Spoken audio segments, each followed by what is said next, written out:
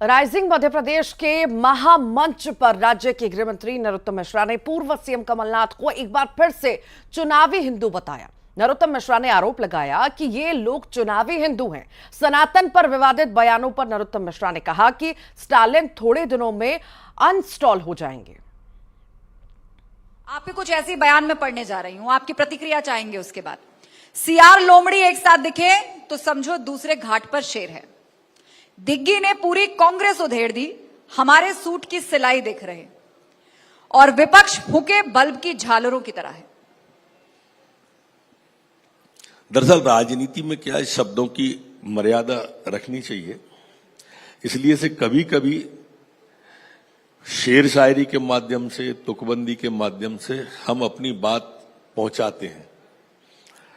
दिग्विजय सिंह जी ऐसे शख्स हैं राजनीति के अंदर कि वो हमेशा, जो आपका पहला सवाल था और दूसरे सवाल को मिला रहा हूं मैं, कि वो हमेशा हिंदुत्व पर चोट करते हैं।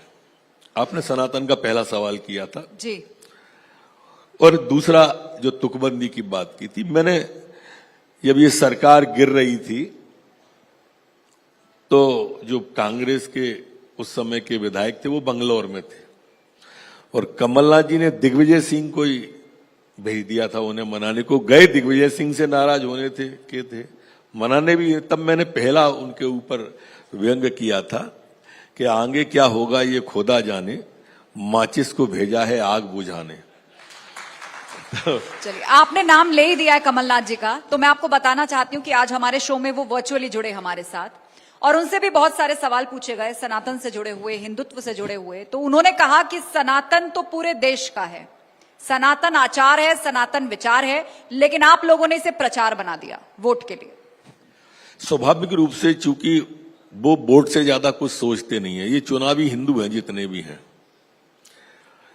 अभी वो कथा करा रहे हैं, मंदिर मंदिर खेल रहे हैं।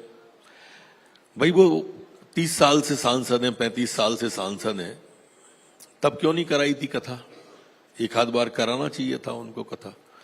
अब चुनाव में ही क्यों करा रहे हैं?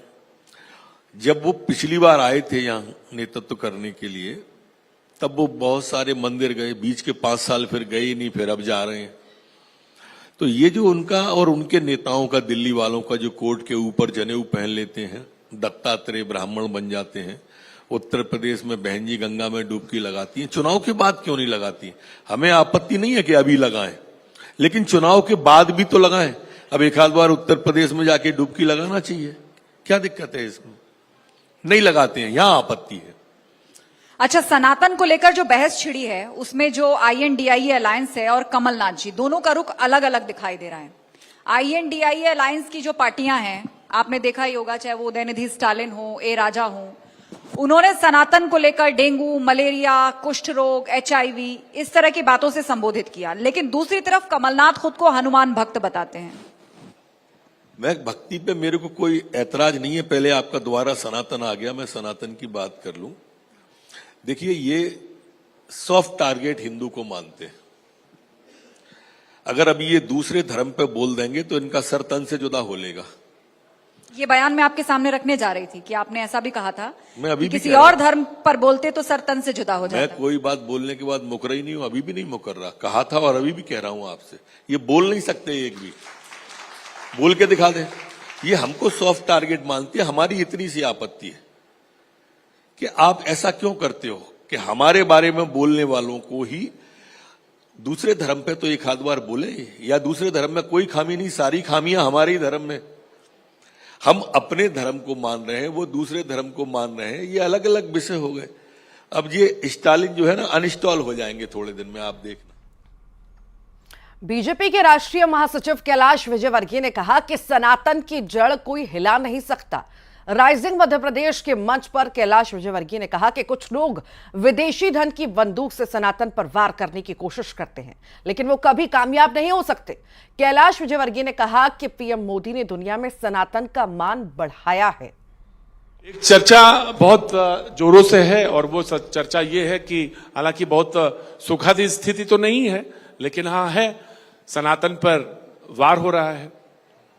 देखिए, ये जो लोग हैं ना जो इस प्रकार देश में प्रदूषण फैलाते रहते हैं, इससे न समाज को अंतर पड़ता ना देश को अंतर पड़ता है। सारी दुनिया जानती है, हमारे यहाँ हूण आए, शक आए, मुगल आए, अंग्रेज आए, पर सनातन की जड़ को कोई हिला नहीं पाया।